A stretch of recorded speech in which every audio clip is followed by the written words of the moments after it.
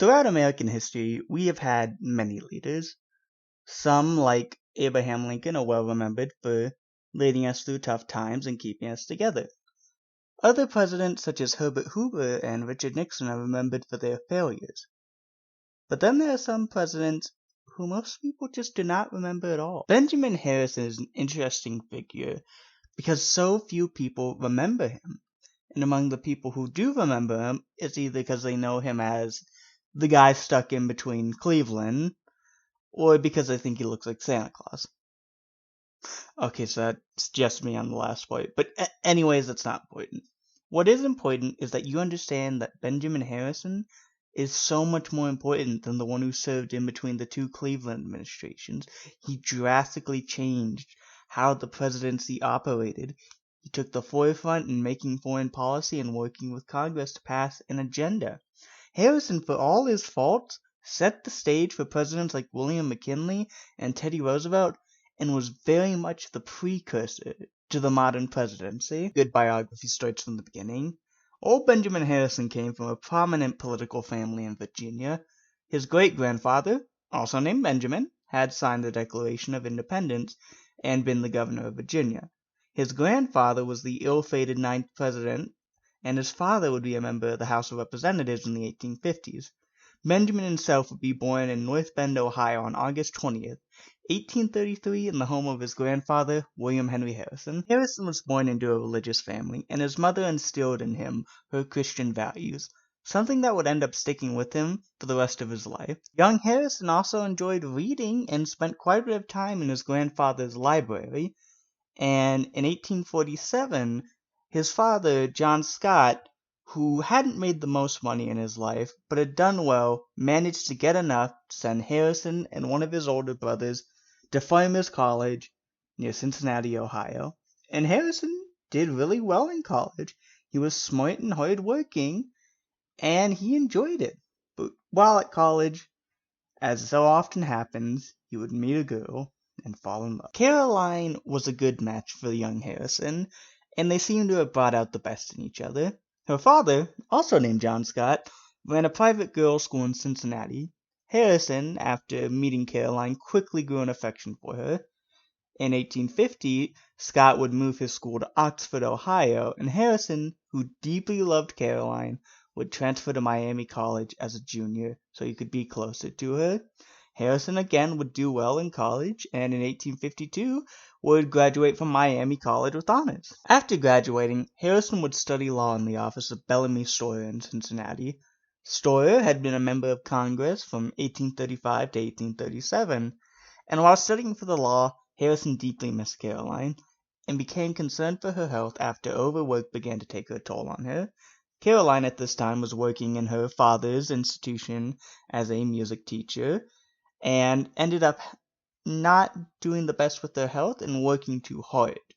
So, after some pestering from Harrison, on October 20th, 1853, the two were married in Oxford by Caroline's father, and less than a year later, their first child, Russell, was born. In 1854, at the recommendation of a cousin, Harrison would move his small family to Indianapolis, Indiana. As happens for most young lawyers, in their early days, work was slow, and Harrison would work as a court crier for the federal courts to help make some money. In 1855, though, things would turn around when Harrison became a partner at the law firm of, and I'm not even kidding, William Wallace. Wallace was at the time running for the Marion County clerkship, and he wanted someone who could look after his firm while he was campaigning. So he made the choice of Benjamin Harrison. The 1850s would prove to be a very formative decade for Harrison, who began to assert himself not only in the legal profession, but politically. In 1852, after the collapse of the Whig Party, which Harrison's grandfather had been a member of, Harrison would end up joining the newly formed Republican Party, as opposed to his father, who actually ended up joining the Know-Nothing Party. And Harrison would support in 1856 the first Republican nominee for president, John C. Fremont, while his father supported Millard Fillmore and the Know-Nothing. In 1857, Harrison won his first election as the city attorney for Indianapolis, a position that, while it did not pay the best, would allow Harrison to build the foundation for his later political career. In fact, in 1858, during the 1858 midterm elections, Harrison would be appointed secretary for the Indiana Republican Party, and in this position he would learn quite a bit in trying to organize the many different county parties and help win in the election. The 1850s were dominated by debates over slavery, and the midterm election of 1858 was no exception. And in Indiana, the results were somewhat mixed when they came back. While Democrats won several statewide offices, they didn't win in the Indiana legislature or the majority of the House seats for Indiana, and Harrison ended up being pleased because at the end of the day, Republicans did end up doing well enough in the elections. In 1860, Harrison, in order to combine both his legal profession and his political career, would run and win the election for the Indiana State Supreme Court reporter. This, however, was right as the country was rapidly rushing into the Civil War. Harrison during 1860 would spend most of his time stumping for the Republican presidential candidate, Abraham Lincoln. And during this, he would condemn the actions of the Southern slave owners, which he referred to as the slave oligarchy. Harrison would end up hearing Lincoln speak when he traveled through Indianapolis in 1861 and was comforted by the leadership that he saw in Lincoln.